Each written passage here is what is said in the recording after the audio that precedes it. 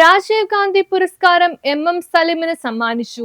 സമൂഹത്തിന്റെ വിവിധ മേഖലകളിൽ സുസ്ഥാർഹമായ പ്രവർത്തനങ്ങൾ കാഴ്ചവെക്കുന്നവർക്കായി രാജീവ് ഗാന്ധി സാംസ്കാരിക വേദി നൽകി വരുന്ന ഈ വർഷത്തെ രാജീവ് ഗാന്ധി പുരസ്കാരം MM സലിമിന് സമർപ്പിച്ചു. കോണം രാജീവ് ഗാന്ധി ജംഗ്ഷനിലുള്ള കൊല്ലശ്ശേരി ഹാളിൽ സംഘടിപ്പിച്ച ചടങ്ങിൽ തൃപ്പൂണിത്തുറ MLA ദീപക് ജോയിക്ക് സ്വീകരണവും വിദ്യാഭ്യാസ അവാർഡ് വിതരണവും നടത്തി. മുൻ മന്ത്രി K. ബാബു സമ്മേളനം ഉദ്ഘാടനം ചെയ്തു. പ്രസിഡന്റ് വാർമേൽ മധു അധ്യക്ഷത വഹിച്ചു. Secretary R. സന്തോഷ് സ്വാഗതവും മുഖ്യോപദേഷ്ടാവ് ബേസിൽ മൈലന്തറ മുഖ്യപ്രഭാഷണവും ഗജാൻജി വിജു VK നന്ദിയും പറഞ്ഞു. Palluruthy block panchayat president Afsal Nambiyarath, Edakochi block Congress committee president NP Muraleedharan, councillor Geetha Prabhakaran, Jeeja Tenson, Harilal master, Varghese Philip, MK Narendran, Shiju Chittepally, KS Shine, PV Rajesh, David Lisson, Unais Muhammad, Safar, Daphne, KK Sudev, Vijay Xavier, AP Vinod Thampi, TU Shameer എന്നിവർ സംസാരിച്ചു. News bureau. യാത്രയിൽ അവർ മറ്റു മോശം പരിപാടികളിലേക്ക് പോകാതെ ഇതിൽ നിറഞ്ഞു നിന്ന് കൊണ്ടുപോകാൻ അദ്ദേഹത്തിൻ്റെ പ്രവർത്തനങ്ങൾ സഹായകമായി. അതുപോലെ തന്നെ മാധ്യമരംഗത്ത് അദ്ദേഹം മാധ്യമപത്രത്തിൻ്റെ ലേഖകനാണ്. അതിലുപരി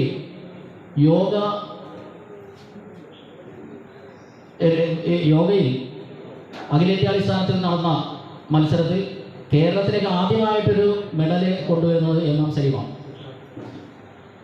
അതുപോലെ തന്നെ പശ്ചിമ കൊച്ചിയിലെ പൊതുപ്രവർത്തന രംഗത്ത് എല്ലാ മേഖലകളിലും നിറഞ്ഞു നിൽക്കുന്ന MM സലിമിനാണ് നമ്മൾ ഇപ്രാവശ്യം രാജീവ് ഗാന്ധി പുരസ്കാരം സമർപ്പിക്കുന്നത്. കഴിഞ്ഞ പ്രാവശ്യം പത്രപ്രവർത്തന മേഖലയിൽ തന്നെ ഉണ്ടായിരുന്ന ശ്രീലനും അതിനു മുമ്പ് നമ്മുടെ ഞാൻ പ്രണാമം അർപ്പിക്കുകയാണ്. ശ്രീ രാജീവ് ഗാന്ധിയുടെ നാമധേയത്തിൽ 10 വർഷം മുമ്പ് ശ്രീ ബേസിൽ മൈലന്തറ മുൻകൈയെടുത്ത് ആരംഭിച്ച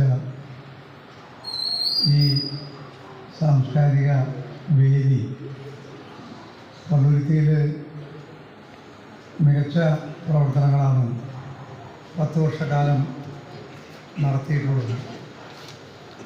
10 വർഷക്കാലത്തിനിടയിൽ പ്രധാനപ്പെട്ട 2 സംഭവങ്ങൾ നമ്മുടെ നാടിനെ ആകെ ദുഃഖത്തിലാക്കിയ 2 സംഭവങ്ങളുണ്ടായി.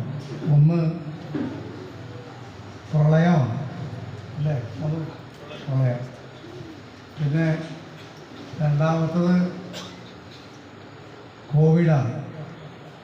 ഇത് രണ്ടും 2021 മുമ്പ് നടന്ന കാര്യങ്ങളാണ്. അതുകൊണ്ട് ആ കാലത്തൊക്കെ വളരെ നന്നായി മാതൃകാപരമായി ഈ സംഘടന പ്രവർത്തിച്ചു.